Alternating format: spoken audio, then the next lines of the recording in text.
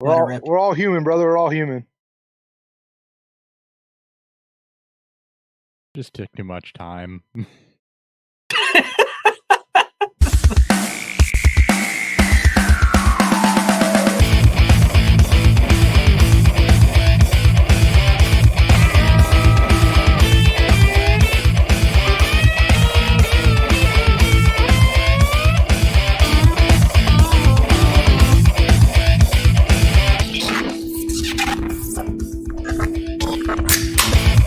And welcome to Beerfield Fantasy Football, your weekly dump of whatever Dan and I decide we want to talk about. I am your host at Hot BFF with two P's. Shows at Beerfield FF, by the way. I don't think I've said that in the intro to a show in at least the last 10 weeks. Dan, how are you? I'm good. So I'm on the last stretch of my 2 days off. I played a couple rounds of disc golf. I bought a fancy new bourbon that we've been talking about off air that's making Hopper a bit jealous, but he knows that he'll have a chance to drink this next time we link up. So E.H. Taylor single barrel, handpicked from Benny's. I've been waiting for this bourbon for like months, I feel like. So I'm excited. I'm excited to talk a little NFC South and keep drinking some of this beer. Yeah, speaking of beer, holy freaking vanilla bomb on this one. Anyway, more on that later. Hey, we've got something to promote because we like it and other people did work, not us. So that's normally how I prefer it. That's so great because we like it. The Fantasy Headliners have their 2020 draft guide out for the low price of $19.99. You get 300 plus player profiles, tiered rankings, sleepers, bust, contract year players, free agent moves, vacated targets. If you can think of crunching the number, it is in this draft guide. We've had them, they're friends of the show. We've hung out with most of these guys. We trust them. That's why we're promoting their stuff, because you can get great content and we don't have to put it together for you. Buy that at thefantasyheadliners.com. Enter promo code BEER when you check out. I believe we get you a chance to win a signed DJ Moore jersey. I don't know if that was a pre-order promo or not, so I could be lying to you. I have no idea. They haven't told us when to stop doing this, so we're just going to keep going. If it's like week 4 of the season, we could be promoting it after the season. I don't know. We're just going to keep doing it because they have not told us when to stop. But hey, as normal, we have a guest on the show. We are coming to you on a Thursday, which is weird for us, and that's because we had to move some things around and change them. So we have a jet flying, minivan driving, wheeling, stealing, kiss stealing. One of those things is true. I don't know about the rest of them. Son of a gun, Matt MacCoy, here to join us for the NFC South. Matt, introduce yourself. Tell some people where they can find you. So this must be where I go, woo! That's exactly yes, where you sir. go. Yes, sir. Hey, Matt MacCoy here. Pleasure to be on the pod. Thank you, gentlemen. They can find me. Man, they can find me anywhere they want to find me, brother. We are on fantasyteamadvice.com. Got the FTA community up and running. Dealing in all sports, PGA, and Major League Baseball coming back, and NBA, NFL on the horizon. Anything you want to talk about, we got a good, strong, growing community over there at FTA. It's fantasyteamadvice.com. Come check us out, and you can find me on Twitter. Like these two gentlemen here. I use the term loosely when I say gentlemen, but you can find me on Twitter at Matt MacCoy NFL. Find me at Matt MacCoy NFL. It's MacCoy NFL. So, gentlemen, I'm looking forward to this, and it is Beer 30. Get after it. That's right. You know what? He just did the transition for me. I don't even have to do it. Nope. I do have to find the drop, though. It's ruining it all. What's called a smooth segue?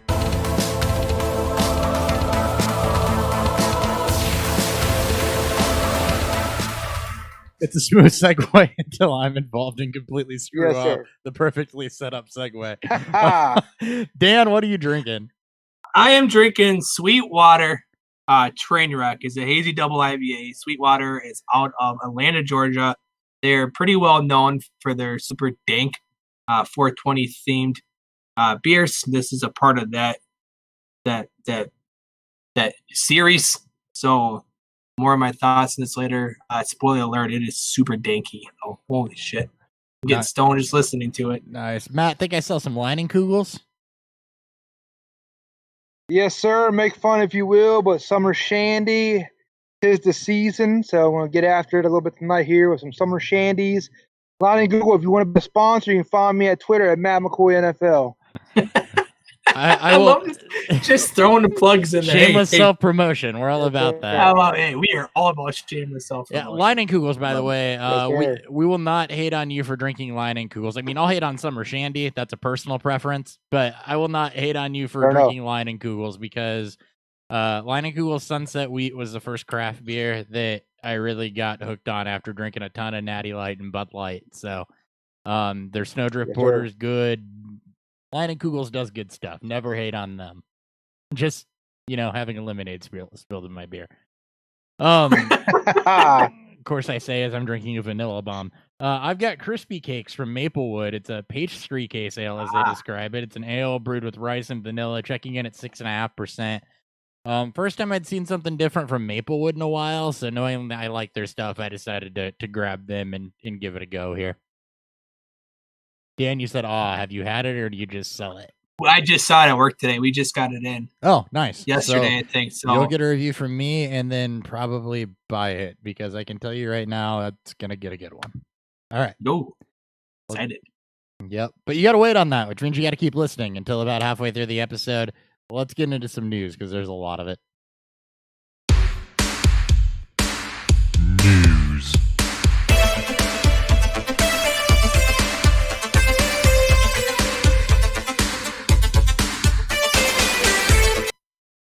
All right, starting off, probably the most fantasy impactful one that isn't about a general player, but Mike Florio of Pro Football Talks reporting that players who test positive are going to be placed on a 3-week COVID-19 list.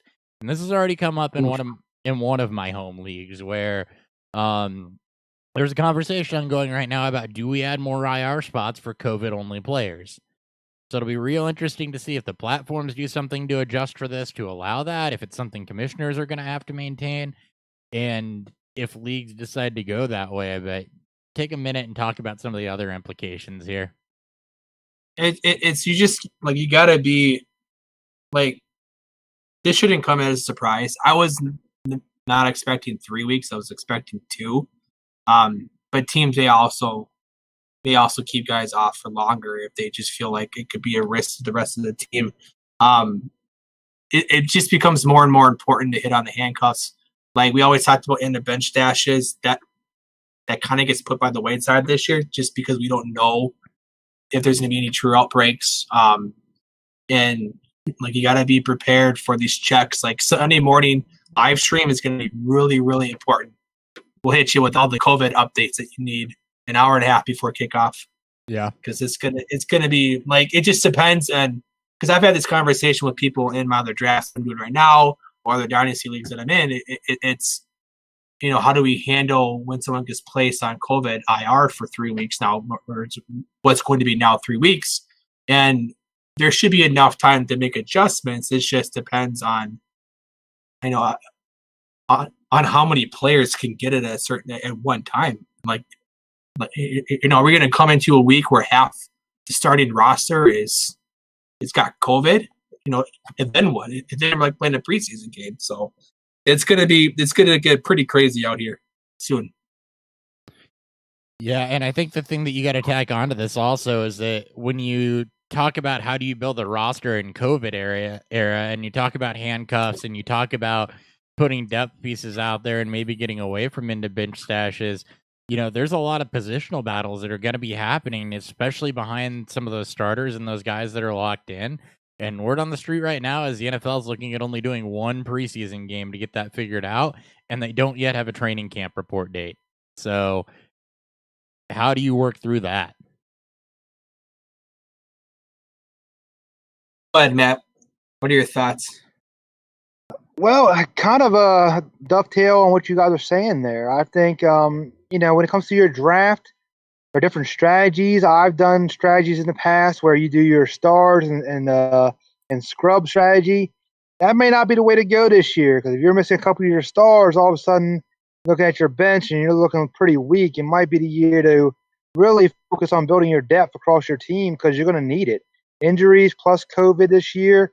And also, I really wonder how NFL teams are going to play this out when we get closer to the end of the season. If there's a team out there that has a bye week wrapped up or has home field where they're not sure, do I have players week 16 or 17?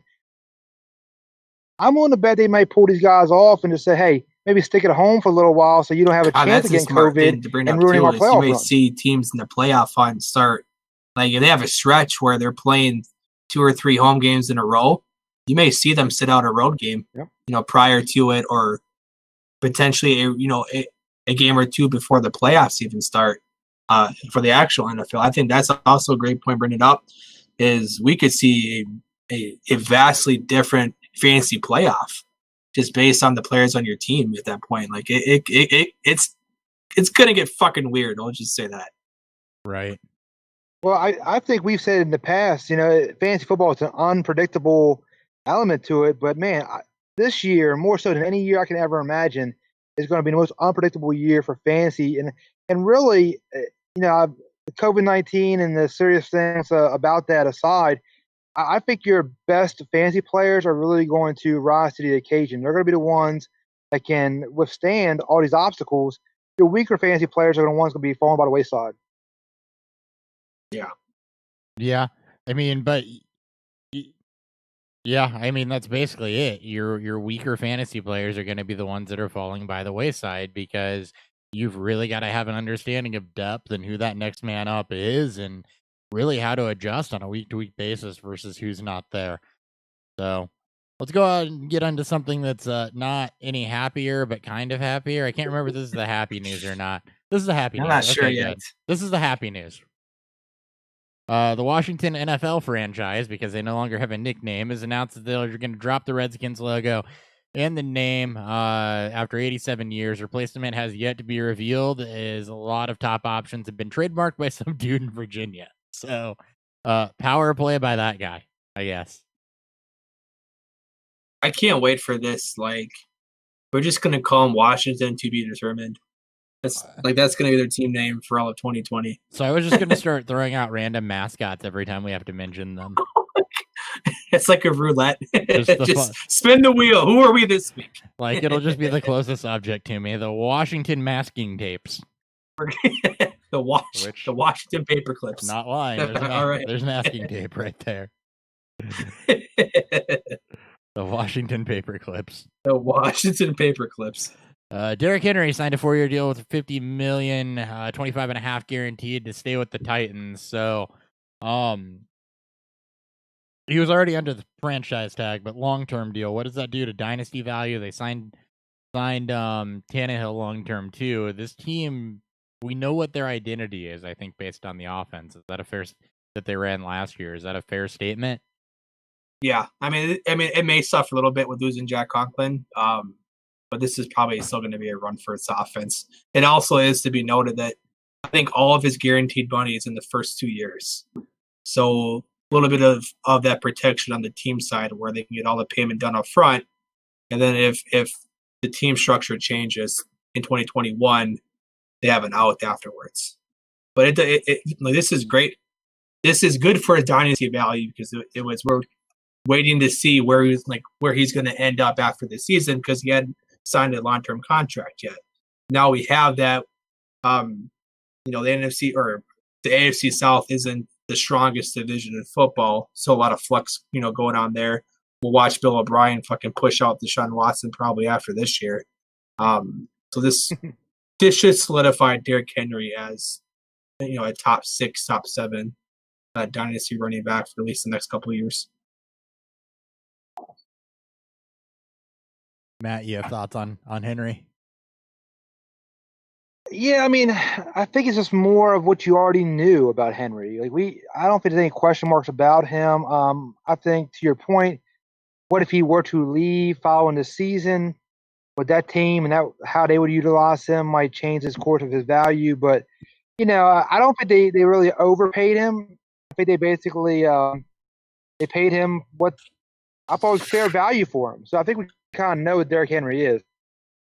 Yeah, and more so, we know what the Titans' offense is, and that, like Dan said, they're going to be run first. And the question that really comes to mind is, what does this do to AJ Brown and Corey Davis, and really the stock of some others there? Jonnu Smith. We knew this was a very tight end heavy team, at least under Marcus Mariota, and that's going to be an interesting thing to figure out. I still like AJ Brown because his after the catch ability is just absolutely off the charts, and that's where he makes his hay. But I don't see a ton of volume really going anybody's way on this team. You're not going to have a guy that's consistently getting 9-10 targets a week and is going to get that volume, because that's not what this team is. So you're going to have to rely on guys that have some yards after the catch ability, which that's what AJ Brown is. And despite the fact that Corey Davis is talented and Jonnu Smith is talented, you're going to have to kind of take into account this team is set up with what their identity is. Yeah. Yep.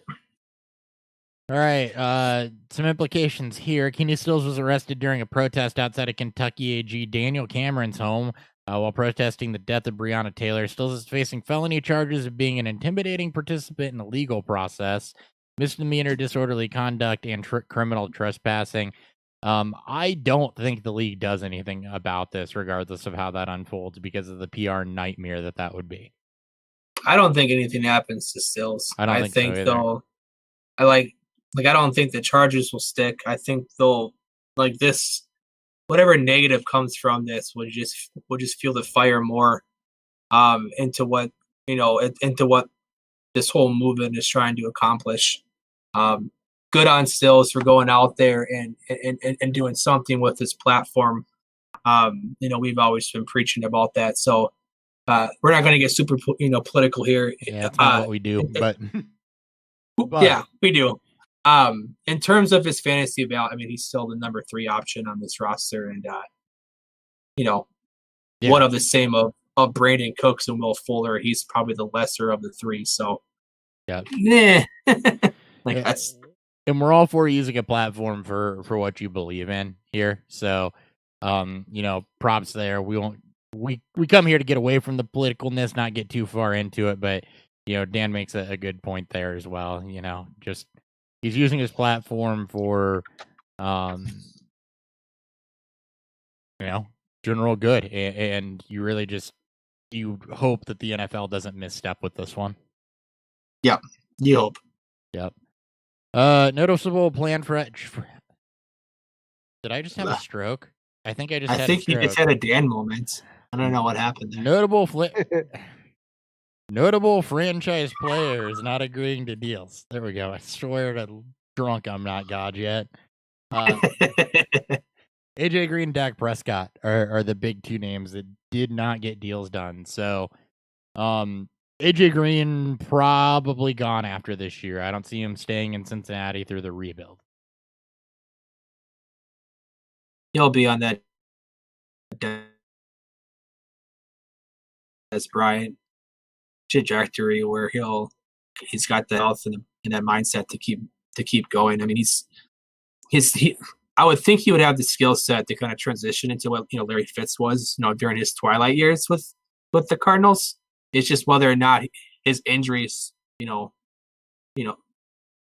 keep up with him, and then he all of a sudden just retires early because his knees fucking blow up or some shit.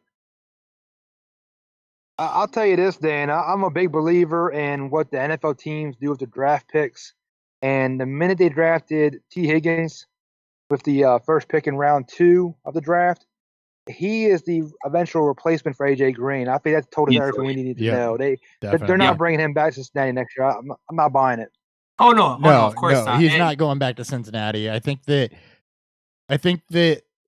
with his skill set, that wherever he lands, he can still be valuable, as opposed to, Dan, you mentioned the Dez Bryant career trajectory, and what we saw Dez Bryant and Demaryius Thomas, for that matter, is that those are 2 guys that were hyper athletic and got a lot of it done with their athleticism, and didn't really, Demaryius Thomas has been injured, so a little bit of a pass there, but didn't really adapt to the nuances of playing the position versus being able to win by being athletic monsters.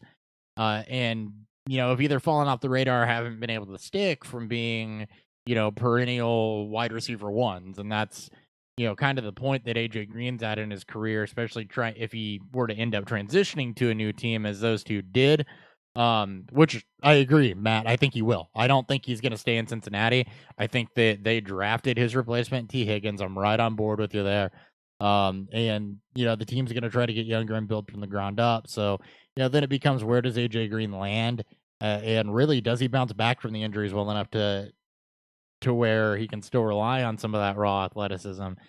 And can he convert to play the position completely new, more nuanced than just athletic? And I think he absolutely can. I wonder if he's going to be one of those mid-season trade guys. Cincinnati sees and they like what they get from T. Higgins early on. I mean, we won't get to see it, during the preseason, but I wonder if he's one of those they move him on in week 4 or 5 to a team to a team like Green Bay, who didn't address the number 2 spot, probably thinks they're still in a Super Bowl run era, with Rodgers. I wonder if Green is one of those early season trade casualties. I think you're spot on there, Dan, because you got to remember the last 2 years he's been injured and he's been lost for the season. It's really tough to deal with somebody coming off of a serious injury. Teams are not going to really want to trade for you at that point. If he can put together a good 6-7 game stretch start the season and increases value across the NFL, that's when I'm going to try to trade him. So I'm right there with you. I think he's a mid-season trade candidate for sure. Yeah. 17.8 cap hit with that franchise tag right now. Ooh. Highest cap hit on the team. Obviously, the franchise is the average salary of the top 5 players or top 5 at that position. So Green, heavy hit. Yeah, but I mean, when you have a rookie quarterback, you can do that too. So. Yep, that's why I'm not as concerned about Joe Mixon getting that contract in Cincinnati. Exactly, because you've got Joe Burrow with a 4-year deal with a 5th-year option, so that gives you cap space. Speaking of quarterbacks and cap space, Dak Prescott also not on a long-term deal with Dallas. I am still convinced that they get something done at some point. I hope, if you're a Dallas fan, you hope so. I mean, because Dallas fans like to shit on their quarterbacks. That's true. They didn't know what they had in Tony Romo until it was over with, and they still don't know what they had in Tony Romo. And Andy Dalton, while it's a good backup, and it's a great move by Dallas to bring him in as a backup, there's no fucking way you can try to leverage your contract with Dak with Andy Dalton as the future. It doesn't work out that way. They did their job with getting them in the 4th round coming out of the draft. So, the guy deserves to get paid. Now, it's been reported he turned down a $100 million guarantee contract. I'm wondering if it's not the money, but the years. Like we see Patrick Mahomes, he got that 10-year deal. He's got that security for the foreseeable future. I'm wondering if Dak, which I think has been the problem before, I think Dak's been looking for 5. Dallas wants him to sign for 4. I'm wondering if that's where the problem lies from. And instead of throwing more money at Dak, you just got to throw him an extra year or 2, I think is what gets it done. And I'll tell you this, Dan, if you talk about, you want to spin it to fantasy football, with Dak really betting on himself, I think the Cowboys, Dak, Michael Gallup, Amari Cooper, potentially CeeDee Lamb, I think they're all in for huge seasons. I think Dak is going to up a real monster year this year. I have him as my QB3. He's not that far behind Lamar or Patrick Mahomes. No, I think his upside is QB1. We've seen what this Dallas offense can produce. The NFC East got better offensively with all the teams in there. And while Dallas had a good defensive draft, it does take a couple of years for those rookies to get it going, especially on defense. I wouldn't be shocked if Dak top 5 in the league in pass attempts again, and you see a far bigger efficiency jump with the drafting of CeeDee Lamb, Blake Jarwin. Is that athletic move kind of seam tight end that can get it done up there, and then Cooper and Gallup too. Dak's been my 3 all along, and I think he has QB like the QB1 as that ceiling. Certainly within the realm of possibilities. And, Yep. I would have Dak in the same tier for me is Russell Wilson, essentially, Yep. which would be that right behind Jackson and Mahomes tier going into the season, because it certainly is within the realm of possibility, and he does have the talent around him. Packers have announced that they will be playing preseason games with no fans in attendance, so all one preseason game probably. But the bigger one here is the Eagles are not going to allow fans into the stadium for games for the city of Philadelphia. Jaguars allowing it 25%. And, this brings up a point. There are some players that have extreme home road splits. Ben Roethlisberger comes to mind. We don't typically look too much into home road split for fantasy, but there are some guys that we do. So, and especially on the offense, we know that can be a contributing factor. So do you expect lack of fans in stadiums to make those splits even less of a factor than normal this year? Not something we've talked about. I expect it to be the norm. I expect more teams to come out and either give some percentage like what the Jaguars did with all their fans. Which I wouldn't be shocked if that gets changed. There should be a mandate of no fans in general. Like, I don't think you need to put fans in the stadiums this year until we get, at least until we get a vaccine. Like, there's just no wanting to want to risk this. It's going to be eerie because I know that some players have come out and spoke out about it's going to come as a shock when you're on the road and there's no noise. Like, it's dead silent. Like, even for home teams, there's still a little bit of noise. Well, like, you talk about when going into, there's that. Like domes. For home teams, you can feed off the crowd, but going into domes, going into Seattle, where that's such a huge impact. Kansas City, Minnesota, like any team with the dome. New Orleans. Except for the Colts. Their dome sucks. Right. It's like you won't have these teams pumping in volume. Like, there's going to be no like noise pump up or anything like that. So it's going to be interesting to see how this plays out. You're going to hear a lot of the pre-snap audibles. Like, that's going to have to be changed up a bunch because there's going to be no noise to help cloud that out. It's going to be interesting to see how these first few weeks go out and play. You're also going to have teams that can do that more, that aren't going to have to be to silent count or anything like that. So, for guys like Ben, it's Ben or Breeze, it's going to be interesting to watch, I think. I think we're going to see a lot of offense. Like, if we can, like, if the NFL can kind of, control the amount of their superstars that get COVID in these offenses, I think you could see a record scoring this season. Like this is a hurt to the defenses.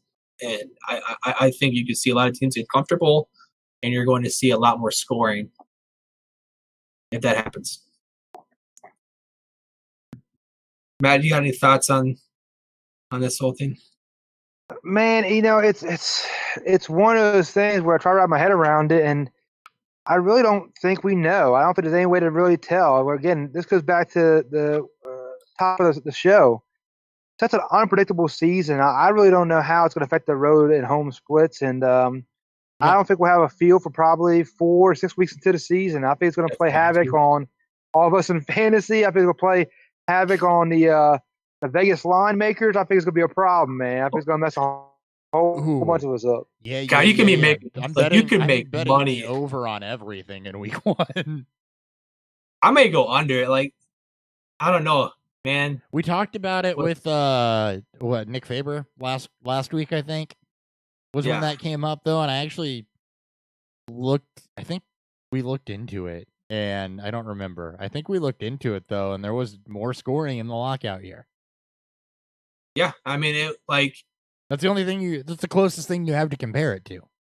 Is the because it's going to be a lack of an offseason, lack of preseason games, which means more veterans just see the field early on. And while these rookies are kind of getting, adjusted, like, I think the defense is taking more of a hit here. Yeah, because they're not in sync. Yeah. Well, that and they're not calling up like these insane blitz packages, or like they're trying to play a little more vanilla as they're, figuring their own shit out. Yeah. Matt, before we move on. Yeah, that's exactly right. I mean, remember, the defense is reacting with the offense is doing. The offense, I think early on is going to be fine because they know what they're doing. The defense are going to be ones reacting, and they're going to be caught flat-footed. So I'm with you guys. I think earlier in the season, I think you'll see more overs than unders. Yeah. I like that. Dude, I cannot wait. I'm Week excited. 1, hammer the over. Yep. One massive parlay. Every NFL game over. Absolutely. All Love right. I might do that actually just for fun. Washington wide receiver Kelvin Harmon diagnosed with a torn ACL, going to miss the 2020 season. So, and that cry you hear is Matt Hicks. Yep. In the background, just weeping. It's all right. Darius Geis is putting up hype videos on Twitter because he can receive, and yeah. So just more Terry McLaurin, I guess. But look at them. Look at them hamstrings. Look at them hamstrings of Darius Geis. Yeah. Oh my God. Woo. People are getting so up in arms about it. Like, oh my God, sell Darius Geis. Like, yeah. All right, guys. Like, no, I love Darius Geis. He's still cheap. Buy Darius Geis. I tell you, man. I think the player who benefits the most out of this, man. I like Steven Sims. Yeah. I like Sims. I've been hearing his name a bunch. I think he's got a chance to have a breakout. They used him in a lot of interesting ways too, and we know that Ron Rivera will get interesting. I mean, we saw what he's done with Christian McCaffrey and the ways that he's used him, but Curtis Samuel in the ways that he tried to use him, and that's how Steven Sims was kind of used last year. So, yeah, I like that take, and he'll be free. So, right, absolutely, I agree. Alshon Jeffrey going to start the season on the PUP. In fact, it was termed almost certain to start on the PUP, so don't expect a lot of Alshon Jeffrey. I think we were all planning on that, though. Jaws. Yeah. And Jalen Reagor probably sees the field week 1. He probably does, but Jalen Reagor's a guy with the athleticism we liked, and we needed to know how, much he'd progressed in his development, and now he doesn't have a preseason or preseason games to see it. He becomes an even bigger gamble. Oh, I'm fine with it. Like I've been all aboard Jalen Reagor since day one. It's just you'll probably see a lot of 12. A pretty basic, a lot of 12s for sure. It just depends how much Deshaun Jackson we see. Like, because it's gonna be Reagor and Jackson, I think, running similar routes. It's just whether or not who fills in, who should fill in, in the Alshon Jeffrey role, which we would assume would be Jaws, would be Whiteside. I just think, we're going to see a lot more speed on that offense. Wentz has the arm to do it, and you have Ertz and Goddard up the seam. Fuck Deshaun Jackson anyways, but let's see Reagor and Jaws out there and really attack this team offensively, attack the defense offensively, especially vertically. See, I just can't. I think we get a lot of fun. I cannot buy into without training camp, without a reported training camp date, without OTAs. Oh, don't reach on Reagor for don't reach on him for sure. Without really any time to build chemistry or see where he's at. It's really, really hard for me to buy into rookie wide receivers this year. Just it doesn't matter how talented they are or who they are. It is real hard for me to buy into rookie wide receivers. Let me chime in with this. So I think what you're going to see in Philly is last year they got burned with J-Jaw, and the reason why, if you listen to Philadelphia media, why they got burned is because they tried to throw too much at Whiteside too early. They tried to teach him 3 different wide receiver positions, and he seemed to get lost in the shuffle. He also was hurt. What you're hearing from the Eagles this year, sure, he was hurt, but the Eagles, what they're saying about Reagor this year is they're trying to teach Reagor one position, and that's the same position in the slot that Deshaun Jackson plays a lot. I think they envision him as the next Deshaun Jackson beyond 2020. Right. I don't know if you'll see him on the outside as much. I think really, if Alshon's going to be out, I'm very curious if they're putting all their eggs in the J-Jaw basket, at least in the short term. Yeah, I mean, you could see. I'd seen that same report though, that they were building him more towards the Deshaun Jackson role to start, and to play in the Deshaun Jackson role to start. And when you still have Deshaun Jackson, he's 33, he's not been able to stay healthy, but you got to imagine that's going to start there. Arcega-Whiteside already has the familiarity with the offense, was playing hurt last year. You let him focus on one position. I love Rager long term. I don't see it year one. Oh yeah, it's going to be really weird to see how which rookie receivers actually take off. It just depends on on how these offenses want to operate. Like we saw with AJ Brown last year with Tennessee, it was a lot of yak. Like you don't need to build chemistry on yak. It's not a massive timing wrong. But it was a lot. It was let him go, or he'll historical amount of yak though. That is not. I'd have to go back on I'd have to go back and on Pro Football Reference, but that yak is not normal, and we've talked about it with AJ Brown. Not sustainable. So it just depends on if Rager is the one guy I'm going to be watching pretty closely to see what his snaps look like and what type of off-season talk. Matt, I'm assuming you're a big you're a big Philly fan just based on your profile pic on Twitter.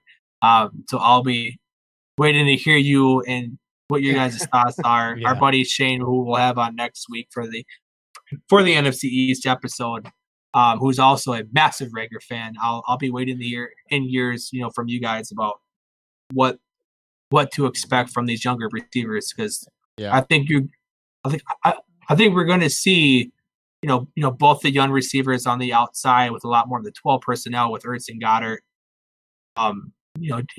Just attack in the middle. And I agree that they're going to use Rager as more of a vertical threat. But I think as you get down the season, you may be right. It's the sure. Start concerns me. I love Jalen Rager. Don't reach on rookie. Anybody take that as a slight at Jalen Rager, because I do love Jalen Rager. It's just the immediacy of the impact I'm calling into question. Don't overdraft rookie receivers. Don't draft thinking you're getting AJ Brown or DK Metcalf or even Terry McLaurin. Like what we saw from the 19 class is almost you can't expect that to happen each year. And it's a good receiver class, but the thing that really brought him down in rookie drafts after the draft was it's a good receiving class with not a lot of immediate impact landing spot. Mm-hmm. Except for Henry Ruggs, which don't get me started there. I've warmed up to him. Yeah. Anyway, a little bit. That means it's time to move on. Yeah. NFLPA has made an economic proposal to the league that's going to include a flat salary cap for 2021. Not been accepted yet, but that's going to have some dynasty impact. If more of a be aware of it, but if you've got a contract to your player, you've got these guys that have used Spot Track, or however it's spelled. It's what we use. But you get some guys in Dynasty and you're evaluating trades and things like that. Take a look at their contract. See if they're likely to be where they're at. See if teams have an out, because a lot of teams will sign guys and structure contracts planning on the salary cap going up. And if that doesn't happen, if this is accepted and that salary cap is flat, you are going to see some cuts that you would not normally see. You are going to see some guys let go that you would not normally see and have to go try and find new homes. And you're going to have players that are not getting the money that they want to get. And it's going to throw everything into some turmoil. So the one advice I have there is if you're evaluating a trade, be aware of that. Be aware that that's out there and know when teams have an out on a player. You should always be at least semi-aware of what each player you have and what their contract situation is. You don't have to go super in depth, but you should know when their money runs out or when they're not worth as much in terms of a weighted salary cut or a weighted salary to the team's overall salary gap. You should have some sort of sense on what they're worth and dead cap cuts and stuff like that. So it's not as important for redraft, obviously, but for Dynasty, you should have at least some sort of sense on who you're taking. All right. Did we lose Matt? Did. I think he's still there. Is he still here? Okay. I don't know. Matt, you still there? No, he's not. He'll be back. Okay. Well, he'll be back. We'll keep going. Maybe. We'll see. Yeah, You're here? I'm back, man. I'm back. You're good. Yeah, I had to go get another beer. Sorry, guys. No. We do that all the time. We're all for You're it. good. Which means you. As you said, it's a beer pod. You got a beer podcast. I got to keep up, right? Right, exactly. Well, we got to keep one sipping here. We got to get to a beer review. Like, I will drink this beer down before the end of the news segment to like the last drink, and then I'll either go get another one or sit on it. It just means we got to speed up. That's all. That's it. Raheem Mostert requested a trade from the 49ers. He wants his salary to be more in line with Tevin Coleman's. Not going to happen right now. You should have sold him in Dynasty. Yep. When he had the chance. Yep. Last two notes. Easy fade. Easy fade for me. Easy fade. Yeah. If he's still there when the season gets underway, sure. I mean, still high upside, good value, but decent fade right now. Especially as much as he's blowing up. Team formerly known as the Redskins hired DC attorney Beth Wilkinson to review the organization's protocols because apparently don't get accused of sexually harassing 15 people wasn't an obvious one that was already part of it. So yeah. It's gonna get I cannot wait for like more of the details that come out of this. It's gonna get so much fucking worse, I think. Yeah. And the biggest news of the last week, and this is really actually what's going to halt the NFL, and fade running backs everywhere, by the way. Ooh. Because as part of the travel agreement, the NFL outlawed buffets, and offensive linemen everywhere are just absolutely weeping about this. Line play is going to be down. The running back is dead. There are no buffets in the NFL. How is Zeke going to eat? Oh, that's great. That's fantastic. Yeah, I mean, how are you going to outlaw buffets in America? Come on, man. That's what we're known for. That's right. Like, how is our country buffet supposed to keep in business? What is Golden Corral going to do? Right? All right. Meat and potatoes. We're finally here. Division preview.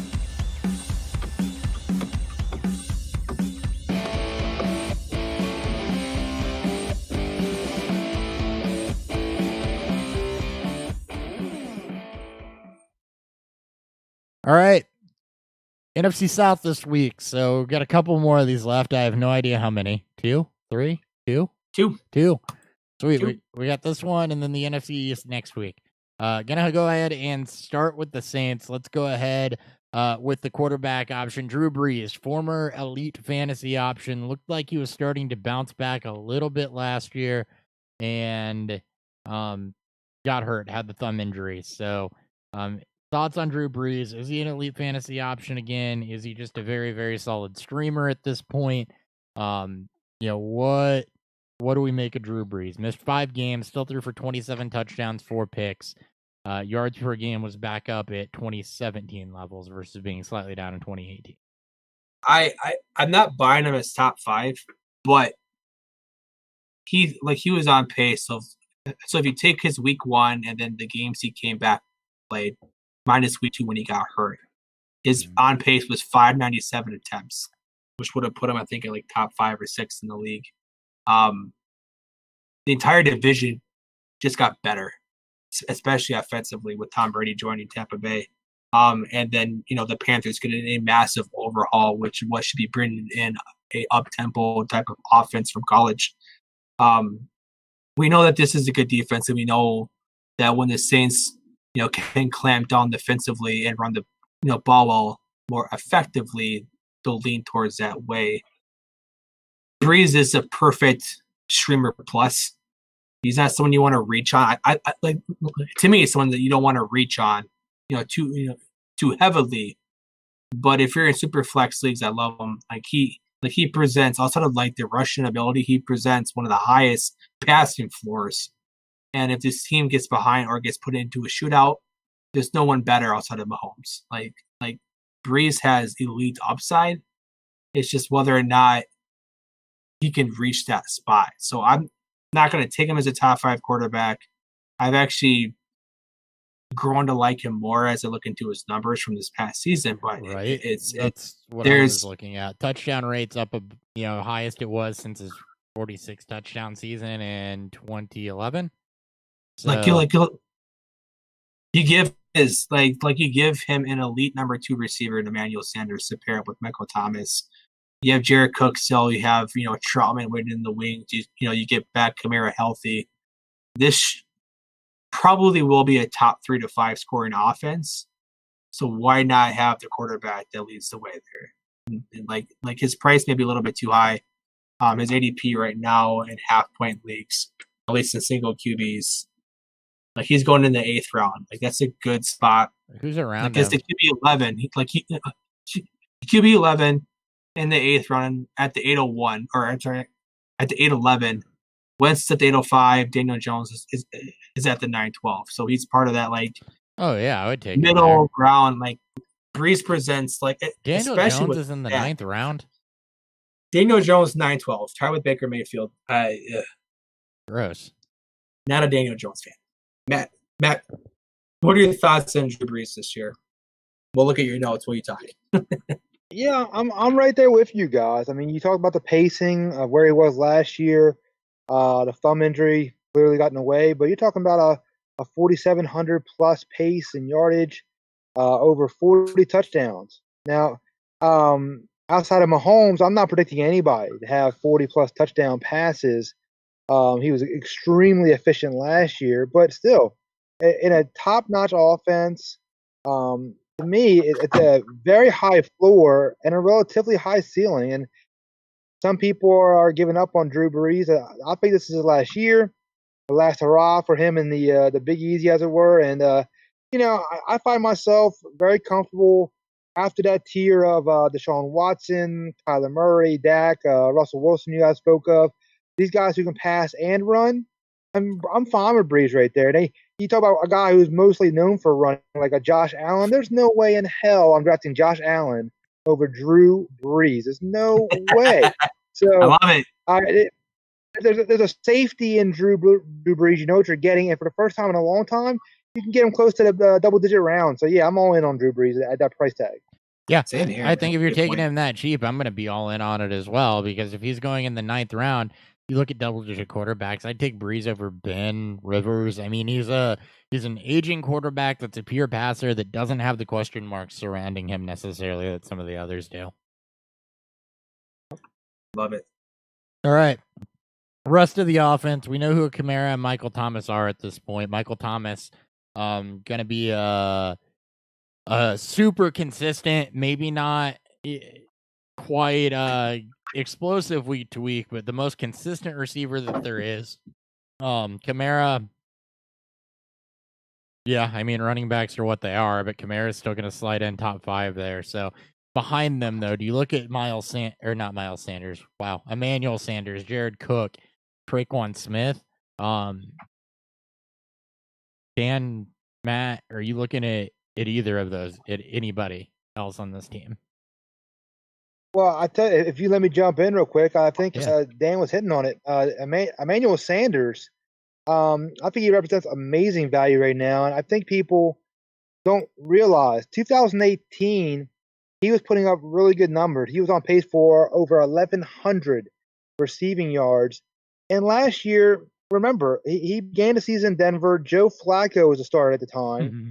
So he had poor quarterback play. Then he gets dealt mid-season to the 49ers, having to learn the offense and get antiquated with Jimmy Garoppolo, where they don't even want to throw the football in San Francisco. So his numbers were depreciated some last year. To me, this is one of those guys where you can buy low. It's a big-time bounce-back opportunity for Emmanuel Sanders. So, I mean, you can't tell me Drew Brees cannot hook up some chemistry with Emmanuel Sanders in the offseason, and he can get close to 1,000 yards. I think it's a big-time bounce-back season for Manny Sanders. Yeah, I don't disagree with that. Emmanuel Sanders around the 9th round. Dan, can we do some either-ors on Emmanuel Sanders, if you don't mind? Get those going early. I'm looking at it right now, so we'll go as we normally do, 3 up, 3 bottom. So Christian Kirk at the 806 or Emmanuel Sanders. Probably got to go Emmanuel Sanders. Yeah, it's similar offense in terms of the pace and what we expect from it. The Saints should be a far more efficient offense than I the trust Cardinals this year. Brees to support more than one receiver more than I do Kyler at this stage in his career. I have Bingo. no problem with that call. That's exactly correct. One of them, right. This one doesn't make sense to me, but Mecole Hardman, 2 spots ahead of Sanders at the 808. What? Yeah. I mean, people like him. That's ridiculous. Okay. It's fucking stupid. Because the Chiefs, the Chiefs haven't just been Tyreek Hill, Travis Kelce, and Patrick Mahomes and whatever running back happens to be starting that week for the last 2 years? The answer is fantasy players, man, we are attracted to the new shiny next big thing like crazy, man. Because McCole Hardman going over Emmanuel Sanders is lunacy. Yep. I agree. All right. We're all aboard Sanders there. Darius Slayton, 2 spots ahead of Sanders, wide receiver 39. Whew. I like Slayton this tougher. year, but that was tougher. I also trust Breeze to get Sanders more involved, especially efficiently, into more of his spots than I do Slayton with Daniel Jones without Pat Shurmur with a healthy Shepard, Gold Date, and Evan Ingram. Yeah. I give me Sanders. I'll say this. I think you're going to hate my answer, but I think in standard leagues, I would go with Slayton. That's fair. And I think at PPR, I would go with Emmanuel Sanders. I think the touchdown upside for Slayton is significantly higher than Sanders. But I think the volume is in Sanders' favor. So that's kind of where I would split hairs. Yeah, I'm probably going to lean Sanders there, but it's definitely closer. I think it's a lot. I think it's definitely closer to that Nico Hardman for sure. I do like Christian Kirk this year. Sanders or Mike Williams? Mike Williams is 2 spots behind Sanders. Sanders? Yeah, Sanders. Easily. Marvin Jones. I do not know how, with the pace that Stafford was on before he got hurt, that you don't like what you saw there, like the idea of Marvin Jones as the second wide receiver in that offense. The Lions offense, I'm almost certain, can put up, a couple of 1,000-yard receivers. Marvin Jones has some of that game-breaking ability still, hasn't really fallen off, and to me is one of the more disrespected wide receivers. So I would probably lean Marvin Jones there, just a hair, but I'm also pretty high on Marvin Jones. I mean, in 13 games last year, 800 yards, 91 targets, 62 receptions, and most of that was with like David Blau. So yeah, I think you won your court case. Just sold me on it. I'm Marvin Jones too. I think it's also close. We know that Detroit's defense is going to be bad. We know that they're going to have to throw to keep up in these games. Even against the Bears, if the Bears can get anything going offensively, they could even push that pace a little bit. I think it's super close. I would probably go with Sanders. I trust that offense at least a little bit more, but it's so close. Between them, Slayton and Jones, it's like 1A, 1B, 1C. It's like a tier. I mean, we've got a tier there. Exactly. Is what we have. Tier. Kick Hardman and Mike Williams out of there, and we have a tier. So, all right, last one, John Brown. Man, that's tough. Sanders. I think this is easy. It's all Sanders, man. Yeah. Yeah, with Stephon Diggs in Buffalo now, give me Manny Sanders. I mean, I like John Brown. I just don't trust that the Bills are going to throw the ball enough to support at least even one receiver almost at this point. I just need to see it before I believe it, and unfortunately, we don't have preseason to do that. Yeah, I love John Brown too, man. But we could talk all day about how bad I think Josh Allen is, man. I cannot. I'm selling everybody. I'm selling everybody in Buffalo. I'm selling Stephon Diggs. I'm selling Devin Singletary, Dawson Knox, John Brown, everybody. Oh, no. I'm not drafting any Buffalo Bills. Popcorn vendor. I'm selling them all. How dare you talk about the future MVP that way? You do not sell Dawson Knox. He's so goddamn cheap to begin with. And you don't sell Bob the hot dog vendor. He's good at his job. All right, that's it for Emmanuel Sanders versus. Any interest in Jared Cook, and then we can move on from the Saints. I mean, why not? I mean, if you think we've seen Cook, put up some good numbers with this offense last year. Now he gets Breeze back. Something late round tight end. Late round tight end, athletic. What is his? I forgot to write down his ADP. He is at the 806, tight end 10. little too rich for me. I probably wouldn't look his way. I think 8th round for tight ends is just too rich for me. Give me, like I said, like we talk about all the time, just give me 2 hyper athletic guys that might see some volume, and I'll figure it out from there. Yep. All right. Anything else on the Saints, Matt or Dan, before we move on to the Falcons? I'm good. Nah, I would say you mentioned Traquan Smith. I think those days are gone. I think Emmanuel Sanders is taking over his role. I love Traquan, but while it lasted. It was. I wouldn't even say it was very fun. He just like it was fun. That Washington game is rookie season when Breeze broke the record.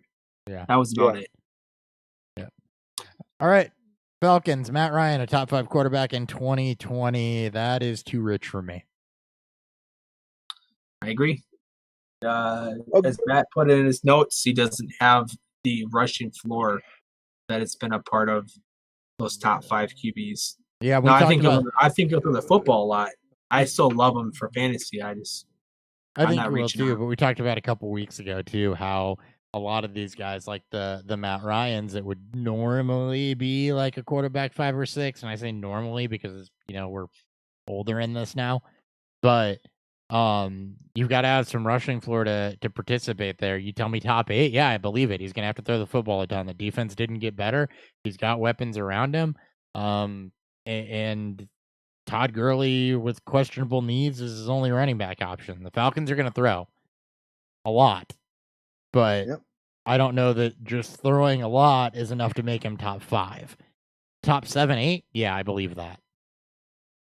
Yeah, I mean that's where we are now in the quarterback landscape, and that's why many of us in the community we preach to wait at quarterback, because I'm perfectly comfortable with Matt Ryan as my starter, Drew Brees as my starter, and before years ago you had to go top 3, top 5 to get one of these guys. Now you can get them quarterback 10, quarterback 12. So that's why you wait at the quarterback position. You don't have to reach.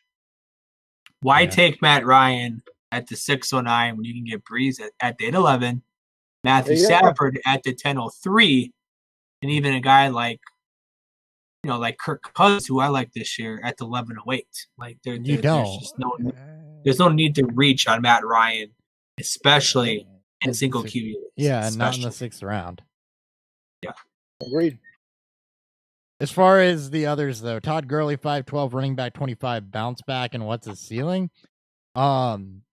I think the ceiling is higher than the 5'12" and the running back 25, mostly because they didn't add anybody at the running back position, and I'm not worried about Brian Hill or Ito Smith. I think there's going to be enough volume there to put Gurley in the top 25, and I think they're going to use him more. He's going to be involved in that receiving game. Again, they're going to be throwing the football a decent amount. And I really think that they've got the weaponry to spread it out a bit. I don't know how his knees are, but I think he finishes higher than 25. I mean, Devonta Freeman had how many targets did Freeman had last year? Often banged up throughout. You know that Todd Gurley, when healthy, is a far more elite running back, especially as a receiver. So Freeman had 70 targets last year in 14 games. Yeah. You lose Hayden Hurst. 84. I'm sorry, you lose Austin Hooper. You gain Hayden Hurst, new to the offense. Again, we project Ryan to go over 600 passing attempts, which I think is a fair expectation at this point. Why not Gurley then? Like he's the more explosive runner. Who's around this him? Offense. Who's around? Okay, let me pull it up. That'll make that. Sorry, that just helps me a lot in determining how I actually feel about people. But I have a hunch I'm gonna like Gurley more than where he's being drafted. You do 5'12", so around Gurley, David Johnson or Todd Gurley. Gurley. Yeah, I think that you can draw a lot of parallels between those two players, but the floor hasn't been as low for Gurley as it has been for David Johnson. One season, yeah, it's not that hard. Clyde Edwards-Helaire going a full round ahead of Todd Gurley right now. I mean, I still think you have to go Gurley because the volume's insulated. I don't know how else you get around that insulated volume. I like Edwards-Helaire, and running backs are the one thing I'm not going to shy away from as far as rookies go. But oh my god, I can't believe this is going to come out of my mouth. Damian Williams is still there. Yes. Oh boy. Hopper saying a pro Damian Williams by It's the pro. I mean, not a negative. It's the first The time I've whisper even Dan. come close to saying something kind of positive about Damian Williams. Yeah, it's like you can't just suggest that Damian Williams is going to go away, especially early on in the season. Todd Gurley should have that insulated floor from week 1 easily. Where are you at with that, Matt? I heard an oh boy from over there. Yeah, when you start bringing up Damian Williams and the Todd Gurley conversation. Now with Todd Gurley, man, it's all about the value. That's what fantasy is all about.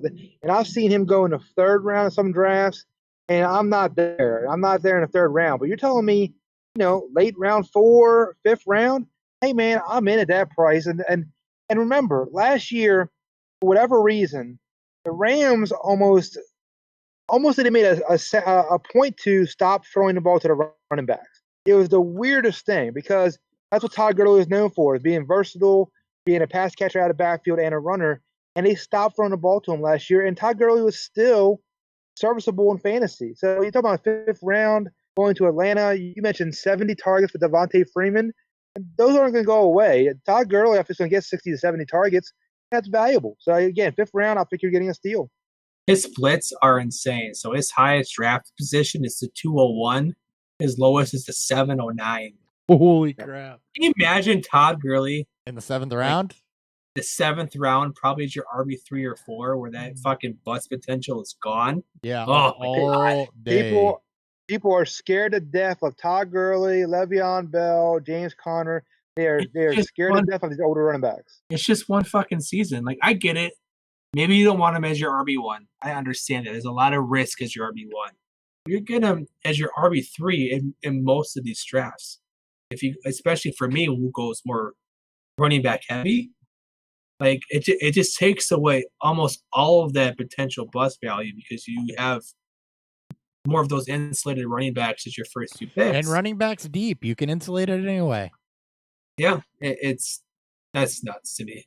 Who else? So Todd Gurley. I guess we'll keep going. Todd Gurley or for some reason Marlon Mack is still Gurley. At the 519. Yeah, that's okay. That's Todd Gurley or Darius Guice. Jesus, Gurley. It's Gurley, but I still like the guys at that value too. I love Guice. But we all know that. But as that's you all said, these are all pretty. But as you said, like guys, you can probably even get later than that. So depends. If he keeps posting these videos, like he's going to be in that 4th round ADP pretty soon here. Yep. Like his video mafia ADP is like right. Right. Like his ADP is flowing up the fucking floor here. Yep. All right, Julio Jones, top 3 wide receiver for most people. Won't spend a lot of time there. Calvin Ridley, though, departure of Austin Hooper has brought up a lot of. Is it Calvin Ridley that benefits most from that, or is Hayden Hurst just going to step in and immediately fill that exact role? And, my initial thought is that Calvin Ridley benefits more from that. Calvin Ridley benefits more from the fact that this team is going to have to throw a lot, which is how Austin Hooper benefited. But I think Calvin Ridley benefits from more of that target volume. It's not all going to go his way, but you give Calvin Ridley 20 or 30 more targets and I don't know that I want to take him as the wide receiver 13, but I also can see a world where I'm like, okay, yeah, if you fell into 15, 16 range to where that's very attractive to me. Matt, you can go ahead with your thoughts on this. Well, you may not like to hear this, but he's my wide receiver 12. I am really on Calvin Ridley this year. I like him a lot. You mentioned it. The Falcons are going to throw the ball 600 times. Mm-hmm. The game script, the defense is not any good. They're going to have to try to keep pace with the Tampa Bay Buccaneers, New Orleans Saints, the Panthers, and then they'll have some shootouts. They're going to be throwing the ball a ton. They can't all go to Julio Jones. It's going to be concentrated somewhere. And I'm of the belief of everybody is saying it. Who's the next Chris Godwin? That's Chris Godwin and Calvin Ridley keep coming up together. And I believe it's the case. I think Calvin Ridley is going to move into that role, borderline top 10 wide receiver, a ton of production going his way. I don't necessarily buy into Hayden Hurst. I don't know where you guys are with Hayden Hurst, but I think Calvin Ridley, I know it sounds almost blasphemic, but it wouldn't entirely surprise me if Calvin Ridley outpaced Julio Jones this year. Yeah, I don't know that he'll. Yeah, a little bit. I don't know that he'll outplays Julio Jones, but like I said, you've got 97 vacated targets from Austin Hooper. And I do not see that Hayden Hurst coming in new to this offense, no offense or anything, getting 97 targets.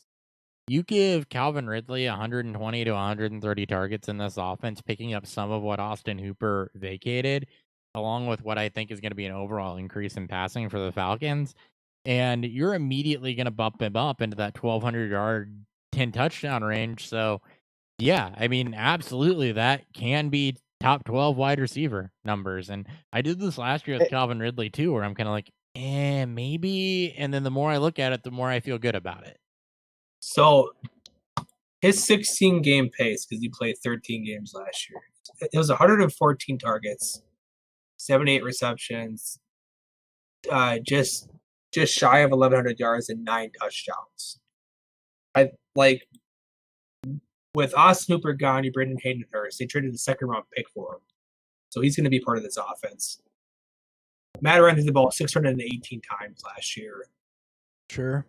Relatively what we expect from him this year, within reason. That's not even his career high. He threw 651 times with Dirk Cutter in 2013. So we know that his ceiling could be higher. It's basically Drew Brees in his early part of his career, or at least with New Orleans. I don't know how much higher it can get for Calvin Ridley. I think wide receiver 13 is a bit rich. You feel like you're drafting him at his ceiling? You're drafting him at his ceiling. So the biggest reason why Godwin versus Evans was so big last year is that many people believe it was just Godwin was just a better receiver. Godwin really doesn't possess the same athletic abilities as Godwin does, at least based on his player profiler. Really isn't as athletic, and Julio is a far better receiver than Mike Evans, especially with the chemistry that's been built for them for many years. I'm not saying they really can't get there. I'm just saying that.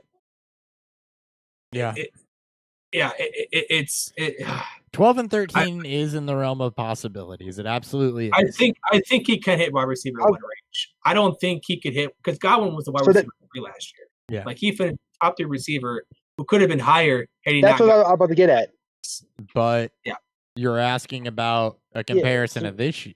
Well, yeah, okay. I get you. Go ahead, Matt. Yeah, so Godwin being the wide receiver 3 last year, that's the thing. So I agree, Godwin is better, and Godwin has a higher ceiling, all that. But for somebody, when you're saying who's that next second wide receiver for their team that can emerge, I mean, I think it is Calvin Ridley. And to me, I got burned last year by this, because last year, going into the season, I said, Tampa Bay, Jameis Winston, they're going to throw the ball 8,000 times, and he's going to support Mike Evans and Chris Godwin and O.J. Howard. He's going to support them all. They're all going to be top 5 to 10 options. And I got burned by O.J. Howard because O.J. Howard just could not make that step up. Yeah. I'm just not necessarily sure that I'm crowning Hayden Hurst yet. I think if anybody's going to see the target volume or become that next top tier option, it's going to be Ridley. I still have my concerns about Hayden Hurst because I haven't seen it. So if you look at Calvin Ridley's game logs, 3 games last year with 10 or more targets. One of those games, he had 1 game with 9 and 1 game with 8, but he was in that 6 to 7 range. How many of those games where he was in double-digit targets, though, were like he blew up in every game that he had 10 or more targets. Like what we got from Ridley last year was just far more consistency. Like his rookie season, he had 3 games? Yeah, which is where all of his touchdowns came from. He had 7 games. He scored a touchdown. He had 1 game each, not 1 game each, but he had no games of double-digit touchdowns or of 2 or more touchdowns. Excuse me. So like he filled that consistency role more. It's just where does the volume? Where does the volume Where does it come increase from? Because now. there's 97 vacated targets from Austin Hooper, and Hayden Hurst is not getting 97 targets. Well, then you throw in. I'm not saying Hurst will take all those away, but you also throw in Todd Gurley, who's a far better pass catcher. Yeah, but you still get an insulated increase from your pass catching than what you do. For Gurley's pass catching, switching teams though, and even if, let's say, you give Hayden Hurst 50 of those targets, and you give, Calvin Ridley 30 of them, there's still 87 targets for Todd Gurley when you're breaking it down that way. And let me say one more thing. We don't talk about this very often, but last year for half of the year, the Falcons had Mohamed Sanu, and he didn't get a lot of targets, but he got some. And unless you really believe in, I guess, Russell Gage as a third wide receiver, which I'm not really counting on, that's another opportunity for Calvin Ridley to get more looks. I just think the passing volume they got and how centralized they normally are with their offense, and I love Julio Jones. Don't get me wrong, but at some point in time, we've recently seen, what we talked about earlier, A.J. Green started getting these injuries coming up. A.J. Green and Julio Jones are the same age. Yeah. At what point in time does Julio Jones start taking a step back? We've been at age and injury years on Julio. Yeah, we have been. He's been there every year. Well, I'm not betting on that, but he's a super freak, no doubt about it. Good point on Sanu though, because that was another 6 targets a game that disappeared in the middle of the season. New stretch with Atlanta, he averaged, like you said, 6 targets a game. One game over 10. It just seems it's such a weird split for them too. Again, though, you get, it's basically 12 targets a game you got freed up, and you don't have to give, but I mean, he did see his targets go a fourth of that to Calvin Ridley.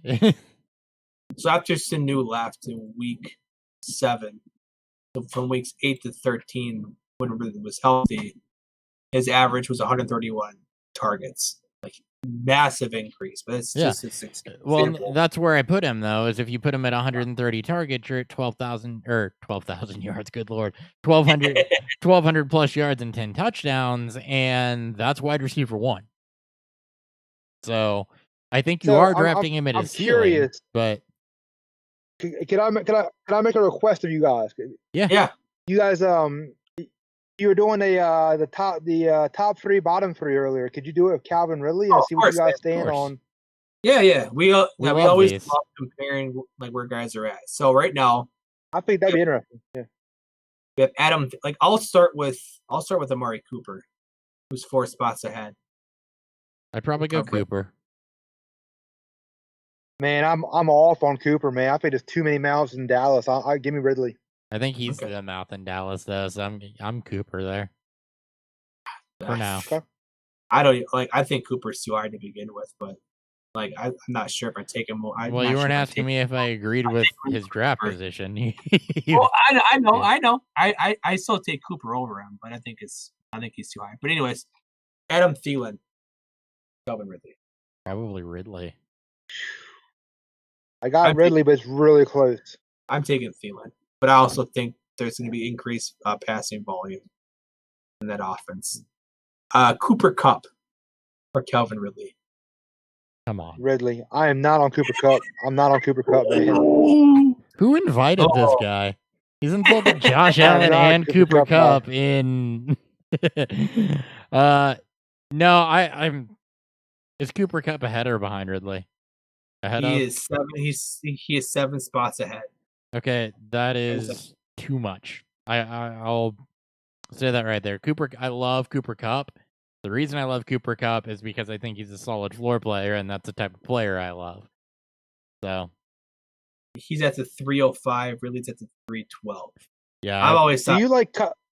Do you like Kupp more than Woods? No, I do, but that's a normal thing for me. Yeah, we've talked about that a bunch. I'm a truther. Allen Robinson or Calvin Ridley. Allen Robinson. I mean, if you like Thielen, you have to like Robinson. It's the same style where it's going to be just a vacuum of targets going their way. So at least I actually like Robinson more than Thielen. I actually love Robinson. Of course, because I would I do rather too. have the guy with Nick Foles or Mitch Trubisky throwing in passes instead of Kirk Cousins. That's a fair point. I'm a Bears fan, by the way. He is he's the greatest Bear fan of all time. He just shits on him the whole time. A T.Y. Hilton or Calvin Ridley. One spot apart. Ridley. Spot apart. Ridley. Yeah, Ridley. God, man. I love T.Y. this year. Ridley's what I took away from that is Ridley is probably with Thielen and Robinson in a tier for me. Okay. That's my takeaway. So T.Y. is in that next tier below them. Take it. Yep. Okay. Cooper would be. Let's go with Cortland Sutton or Ridley. Oh, Ridley. Absolutely Ridley. Yeah. I gotta go Ridley also just because we don't know what Judy's gonna do to Sutton. And I love me some Drew Lock. But I need to see a little bit more than just the couple games of, all right, he's got some things that could develop to really buy into it. Yeah, I also still think that offense wants to be somewhat run first. Yeah. Brendan and Melvin Gordon just to help protect Locks and not having to throw the ball 40 times a game. A.J. Brown or Calvin Ridley? Gotta be Ridley because we mentioned it before. The yak for A.J. Brown I don't think is sustainable. I love A.J. Brown also, but I do not love A.J. Brown up around the wide receiver 1 area. A.J. Brown's somebody I'd love if he was more of a value, but he's wide receiver 16 at the 404 right now. Is he? Yeah, so he is a half a round behind Ridley. Okay, then I'm probably okay with that, but I would still take Ridley over him. So it just tells me that draft is fair. So I'm so glad you brought up A.J. Brown. That's part of the reason why I wanted you to ask this question is because those two guys, for me, Calvin Ridley and A.J. Brown have probably been the two most hyped guys this offseason. And I know you guys say Calvin Ridley in the third. I'm getting Calvin Ridley in the fourth round a lot. And so I'm having to decide Calvin Ridley or A.J. Brown. So Ridley's ADP is a 312. Like he's moved up. So he sniffed the third round. He's more of a fourth round guy, but he is sniffing the third round. Who do you go with in that scenario? Then I don't think I heard you answer. So you're gonna think it's a lame answer again, but in standard leagues, A.J. Brown, PPR leagues, Calvin Ridley. No, I agree with that because A.J. Brown has the ability to break him and put up some big games, and in standard, you're looking more touchdown upside than anything. Now, Ridley was a touchdown monster in year 1, but he kind of regressed a little bit, and you bring in Todd Gurley, who's going to hurt some of that red zone volume. So I completely agree with that take. So this is I think they have similar floor. Like, I love Brown. I somewhat care. Like I think he'll obviously lose some of that, efficiency from Yak. I also think they may throw a little bit more with the loss of Jack Conklin, and the running game might not be as efficient. But I would lean Brown. I think Brown has top 5 receiver upside. It's just him in that offense. I think you'll see the funnel of targets that way. I think he's a far better receiver, than Corey Davis. And if the Titans do lose some of that running efficiency and that defensive efficiency, and they do have to throw more, Brown benefits that far more than what than a guy like Davis. I do think it's close. I would lean Brown, but that's because I think I view their forward similarly. I just think Brown has it's a bit more upside. To me, this goes to a much larger point when we talk about fantasy, and I'm sure you guys will hit on this, but I like getting my running backs around 1 and 2.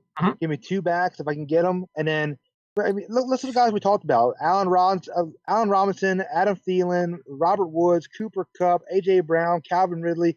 The list goes on and on. I love the value you can get a wide receiver rounds 3, 4, 5. I love it. So I'm very reluctant to go wide receiver early. And we're right there with you. We're kind of on the get top tier backs, and then you can pluck it wide receiver. And really, I mean, what we're learning is that when you can go running back round 1 and 2, wide receiver 3 and 4.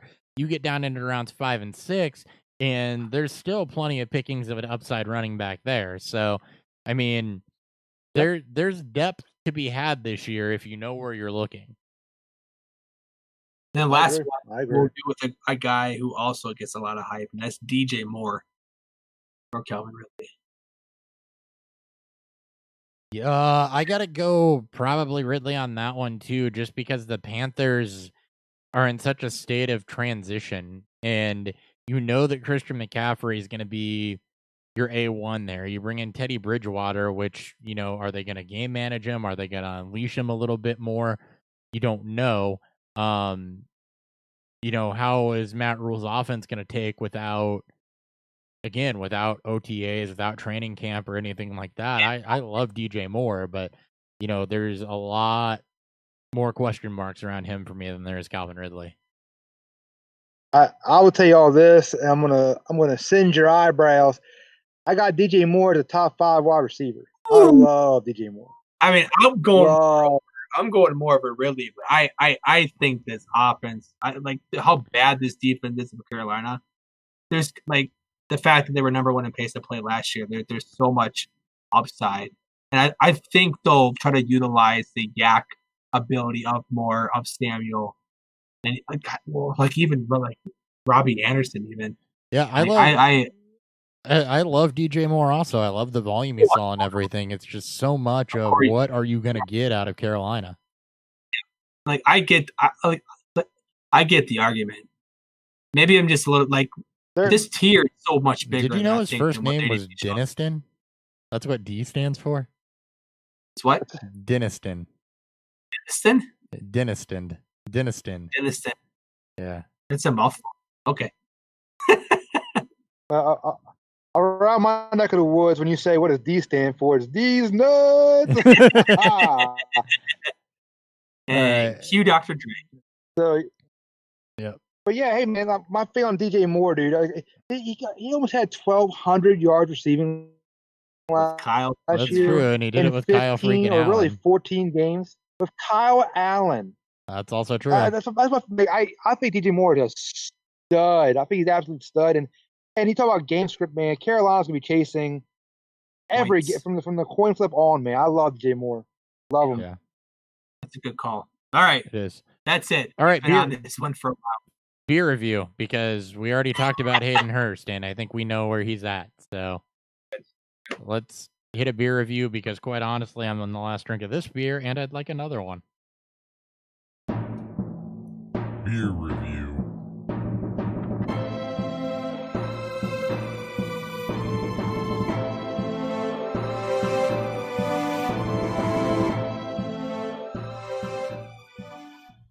All right, Dan, you're drinking a train wreck.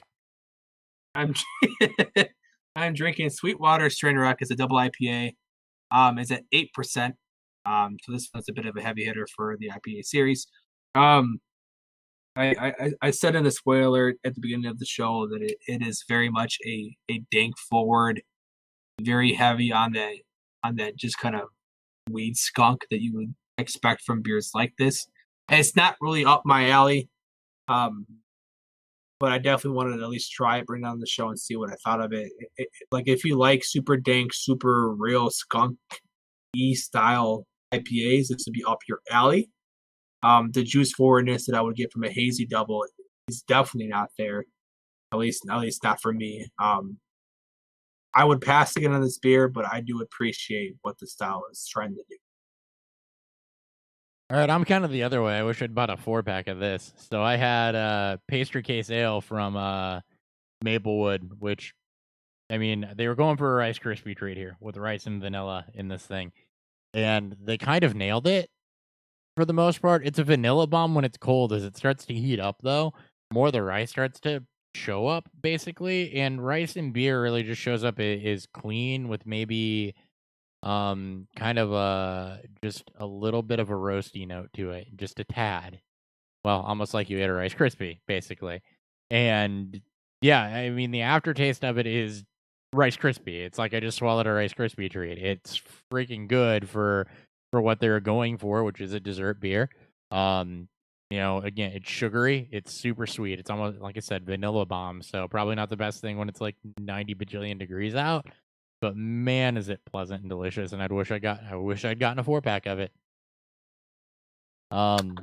Matt, any review you would like to give on Summer Shandy? Well, let me get this straight. So the man drinking Rice Krispie treats was making fun of me for drinking a lemon beer. Let me get that straight. That's what happened? Well, I'm also about to go pull a Is that double what happened? IPA out. We're equal opportunity, and I wasn't making fun of you for drinking a lemon beer. I just said I did not like it because of personal preference.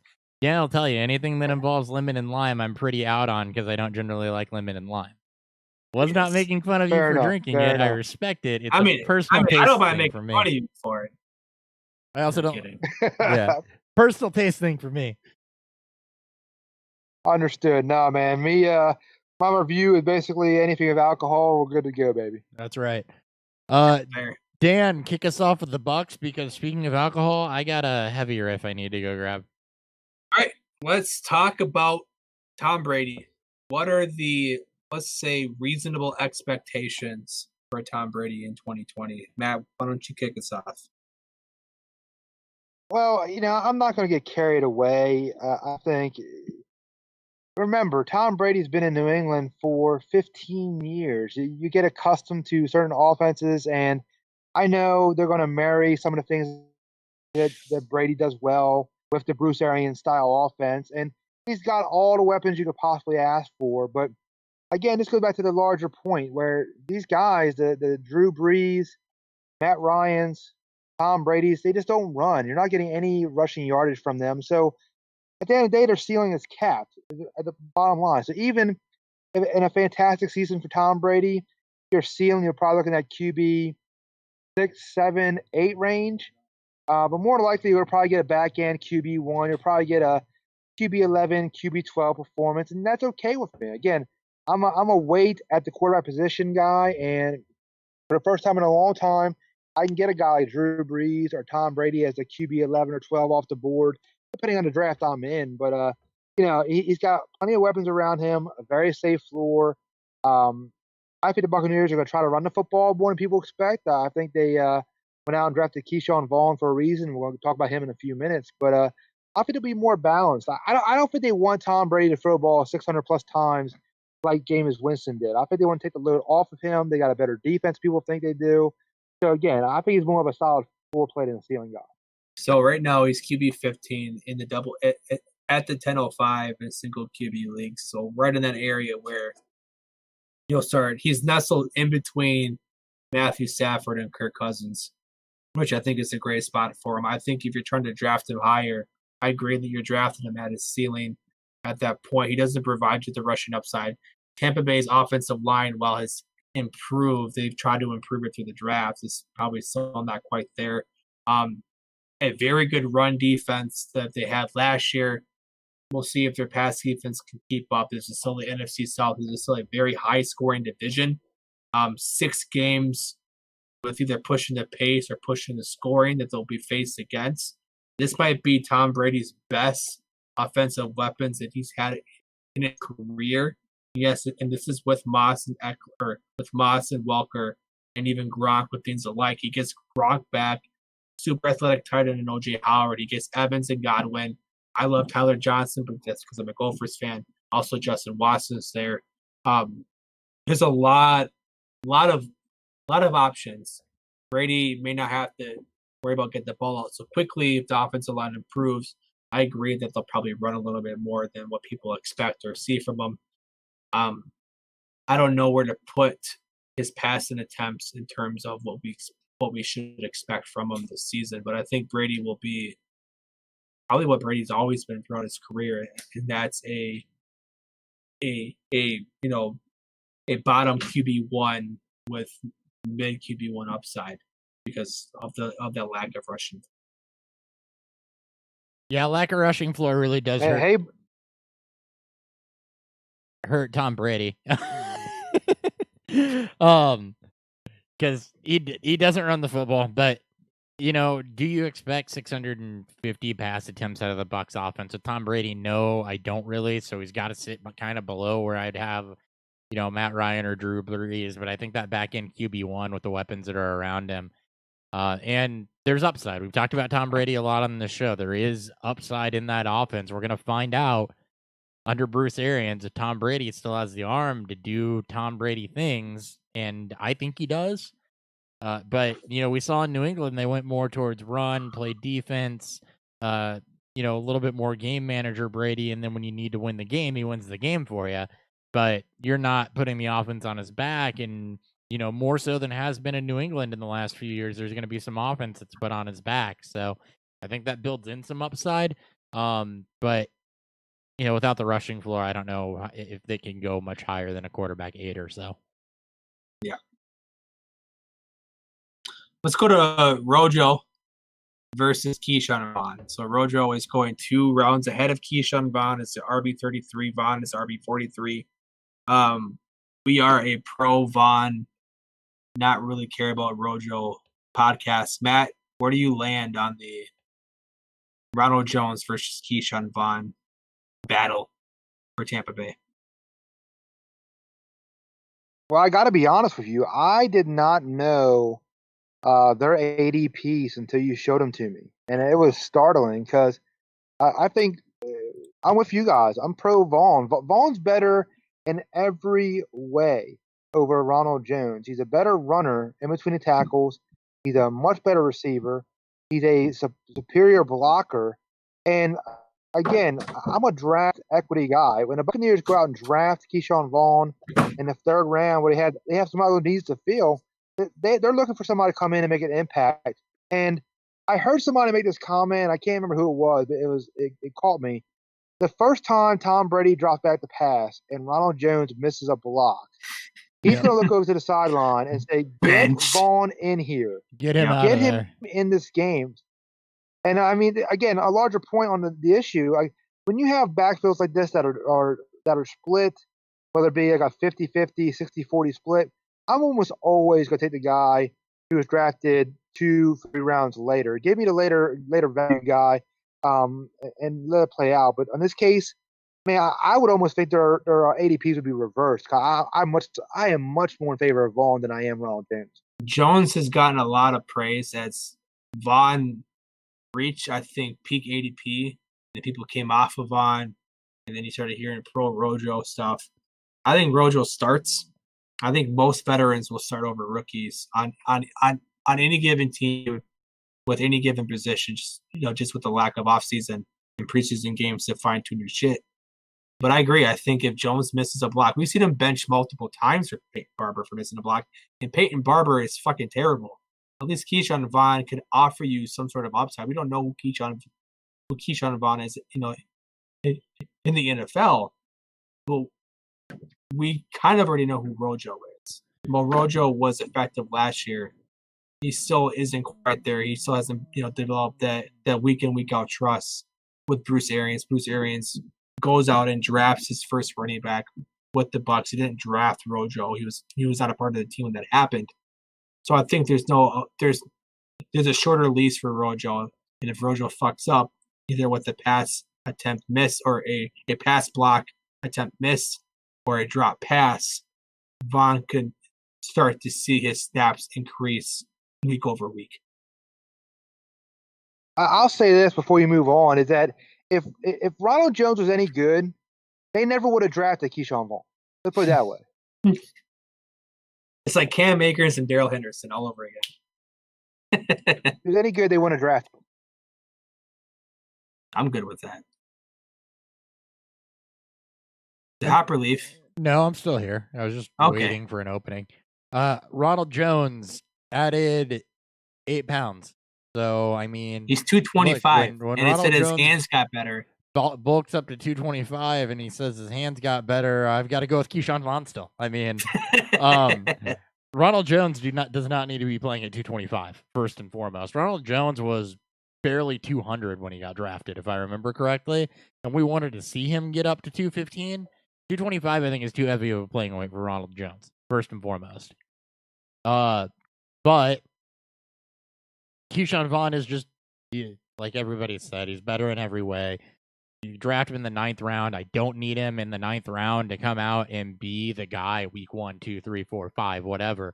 But the first time one of my running backs gets COVID in week 6 when Keyshawn Vaughn is the unquestioned starter and is, tearing it up, I'm going to plug him in and be happy about that.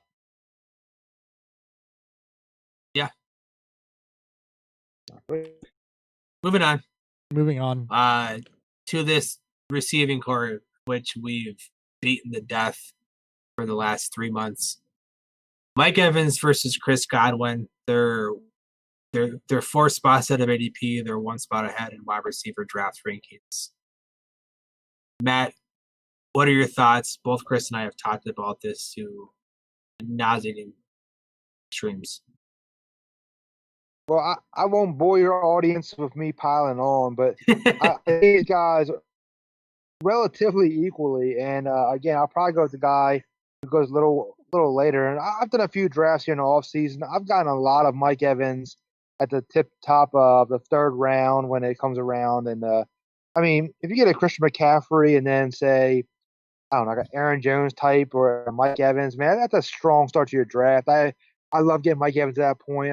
I think it's a 50-50 who lead the Buccaneers in fantasy points between Evans and Godwin. But before you move on, I do want to mention one more thing. Your boy Tyler Johnson, he can play now. I know he can play. I love Tyler Johnson. Tyler Johnson can play. I think a lot of people were sleeping in Tyler Johnson because he had a few off the field things he had to kind of deal with, and he wasn't the most fastest 40 time. But once upon a time, Michael Thomas, New Orleans Saints didn't run a very fast 40 time either, and he made a living out of the slot. Well, I think Tyler Johnson didn't make a living out of the slot. I think Johnson not testing is what hurt him. But from the analytics crowd, Johnson is about as sure of a hit as we have ever seen. 40% dominator rating, massive target share, and an early breakout age. I mean, what more do you want? It's just the draft capital didn't show up. So a 40 time. He didn't run because he didn't run because he's slow, brother. I know. If you were, it's like the COVID philosophy. If you don't test, it's not there. He was trying to go the Corey Davis. If he doesn't run slow, he's not slow. Yeah, don't test, and nobody will know I'm slow. Well, if they watch the tape, they'll figure it out, brother. Let me tell you. It's like Brian Edwards. They make it play. Yeah, I love Tyler Johnson.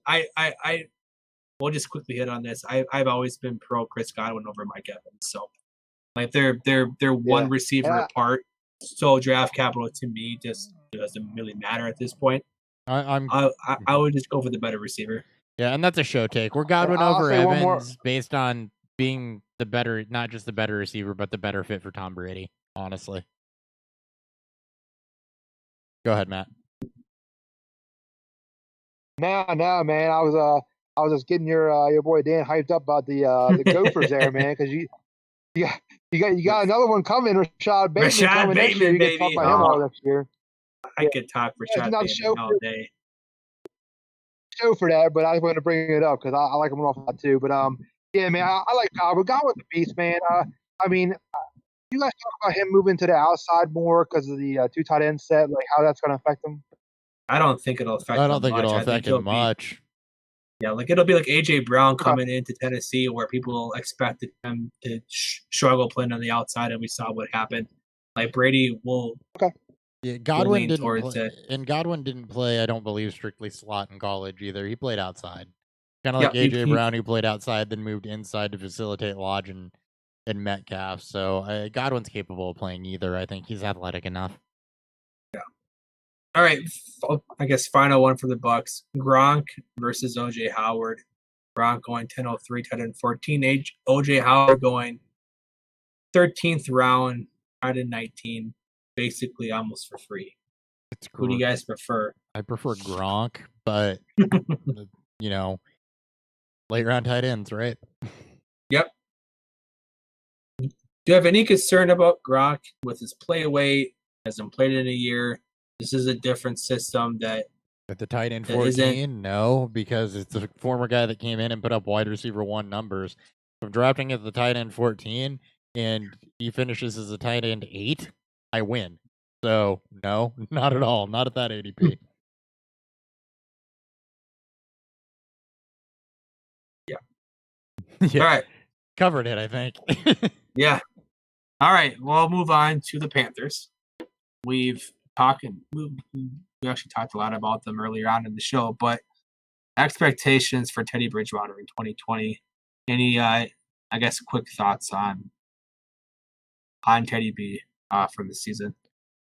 In Superflex, sure, go for it. He's gonna be probably more, I'd assume, more game manager-esque, but I expect him to be solid like he's always been. He does have some rushing floor to his game. The other thing not to forget here for Dynasty is just that PJ Walker's there is the best quarterback in the XFL, and I watched him do some insane stuff. So, I mean, the talent for PJ Walker's there behind Teddy Bridgewater. So, you got taxi squad spots in Dynasty, grab that while we're on the Panthers. But as far as Teddy B goes, there's some rushing floor there, which I think is going to elevate him a little bit. But I see high efficiency. He was that way with New Orleans. I don't fully expect it to translate to Carolina, but at least they have the correct playmakers in place to kind of utilize his skill set as that short to intermediate route guy. You have Christian McCaffrey, with your dump off, DJ Moore, Yak Monster, Curtis Samuel, Yak Monster. Robbie Anderson can probably push vertically to at least how to take off the safety. And then you have Ian Thomas as another safety blanket. If we expect the Panthers to throw the football a lot more, then you have to somewhat expect Teddy to kind of reach, decent heights. I think he could reach QB1. I think he's more of a back end with the ceiling. I think you're getting him at a decent floor. Right now, he's going in that 15 to 20 range, which is perfect for your QB2 in super flex leagues, sure. or just a random late round flyer, streaming option for single QB leagues. Yeah, I don't see it taking off to. I know that you've got a special place in your heart for Teddy, but I don't see it taking. I do not see it taking off to QB1 levels. But Teddy Bridgewater, you have to love for this reason. Teddy Bridgewater is a quarterback, and single quarterback is not something you're considering. Teddy Bridgewater is a quarterback in Superflex, as a quarterback too, is something you're definitely okay with. Teddy Bridgewater is a quarterback for your fantasy pieces in Carolina, is something you don't have to be concerned about. I agree. Matt, do you got any thoughts on this, or you get another beer? No, I think you guys summed it up pretty good. I will say, when it does come to Superflex leagues, even in those leagues, Superflex, the Tyrod Taylors, the Teddy Bridgewaters of the world, they're still being slept on. I mean, you can get those guys. Yeah. I think you said 15 to 20 range. I mean, you can get them. Honestly, you can get them almost after every other team in the league has their two quarterbacks. And now I'm with you guys. I don't think they're quarterback one types. But would it surprise me if Teddy Bridgewater finished quarterback 14, 15? No. And to your point, if you draft him as the quarterback 23, 24, then you're getting value if you have to use him in Superflex. So, again, I think he's one of the more interesting safe floor guys because, again, if you like McCaffrey and you like DJ Moore and if you have breakout potential for Ian Thomas or Curtis Samuel, then on some level, like you said, you got to like Teddy Bridgewater at least somewhat. Yeah, he is the QB 25 in 2 QB leagues in the 11th round, which is why it still hits the point that you can somewhat wait for QBs in Superflex and 2 QB leagues. We'll wrap this up because we don't need to talk about Christian McCaffrey. We already spent a lot of time talking about DJ Moore already. Yep. We touched on Samuel and Robbie, or we touched on Curtis Samuel, we touched on Robbie Anderson, and we touched on Ian Thomas. We'll just kind of wrap this up with those three. Does anybody else have any thoughts on these guys? Are these guys being targeted by you guys out there? We've talked a lot about drafting one of those elite athletic tight ends at the back of your draft. Thomas fits that bill, but yeah. So Samuel, Robbie Anderson, Thomas. I'm obviously big on Ian Thomas. I've pumped up a lot of Ian Thomas, and I do think that he will see some usage, potentially even as the second option in that offense. You got 73 Kyle Rudolph targets with Teddy Bridgewater in Minnesota in 2015. There has been some usage of tight ends there to go along with it. So, I mean, if I'm betting on a second receiving option, it is probably Ian Thomas, especially as cheap as he is, and is a hyper athletic tight end that's finally going to get a shot at regular playing time. Yeah, I'm right there with Ian Thomas. I view tight end the same way I do quarterback. If I'm the last team in the league to draft a starting tight end, I'm perfectly fine with that. If it's Ian Thomas, if it happens to be Gronk, if it happens to be Jonnu Smith, something like that, I'm perfectly golden with taking a tight end, last one to get my starter. I will say Curtis Samuel's interesting. I got burned by Samuel last year. I was taking him in that round 7 range an awful lot and didn't really pan out. But I mean, this is a guy who led the NFL in air yards last year. There is some talent there. He can get open, and I know the Panthers' new offensive coordinator Joe Brady's already talked him up a lot, saying that we cannot wait to get Curtis Samuel on offense and utilize him. Again, don't get carried away by Curtis Samuel, but if you're getting him in double-digit rounds, I'll take a flyer on him. Like on Robbie Anderson, you can't, I guess, forget either. He's a guy that's come on late the last couple seasons and has the ability to absolutely give you some big games. I don't know that the mesh with Teddy Bridgewater makes a whole lot of sense, though. I guess it's Robbie Anderson play with Matt Rule in Temple. I guess like that's where that correlation comes from. It's just whether or not they want to like who gets more of the vertical routes and who gets more of that maybe short screen, short throw type of plays along with DJ Moore. We talked about wanting to take value in terms of where these guys are being drafted.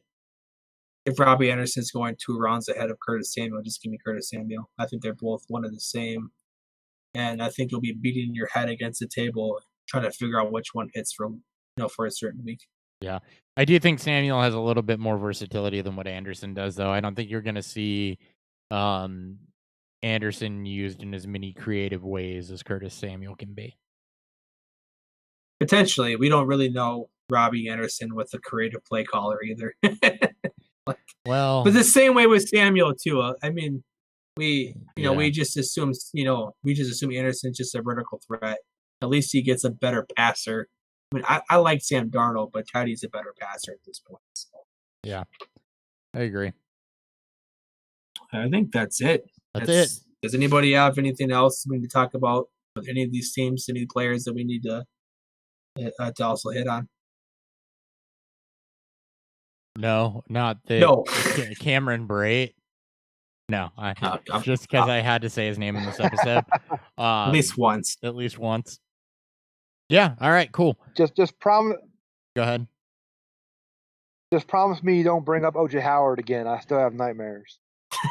I mean, I drafted him fucking everywhere last year, so I'm right there with you, buddy. I did too, brother. I avoided it. I had an OJ Howard poster. Ugh. I avoided it. Cameron Brate truther paid off. By not drafting either. Yep. All right.